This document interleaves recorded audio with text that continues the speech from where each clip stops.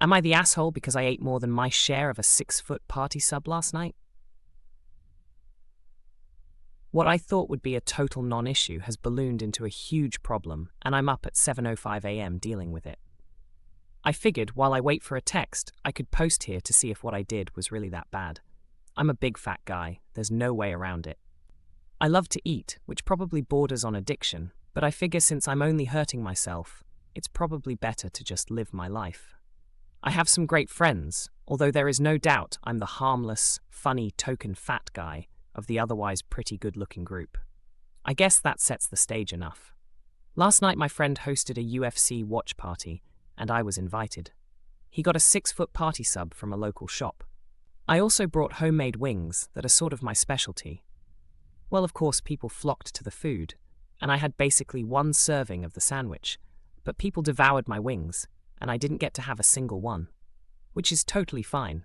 That's why I brought them, but maybe an hour later, I was starving. I kept eyeing the sandwich, and I'd say there was about 3 feet of it left. I waited an hour, then another half hour, and no one had touched it, but they were still munching on chips, pretzels, and whatnot. So I was like, screw it. I took about half of what was left and ate it. Then the last half sat there for another 10 to 15 minutes, and no one said anything, so I ate the rest. Well, wouldn't you know it, just as I was swallowing the last bite, the host's girlfriend asked where the sandwich was. Like I was the guilty party, pretty much everyone pointed at me. I guess they'd noticed me eating the sandwich. She was furious and said that I was an incredible pig and that I had been super selfish to eat 3 feet of a sandwich. I felt so bad, I tried to explain to her that I really did wait over an hour and thought people had lost interest.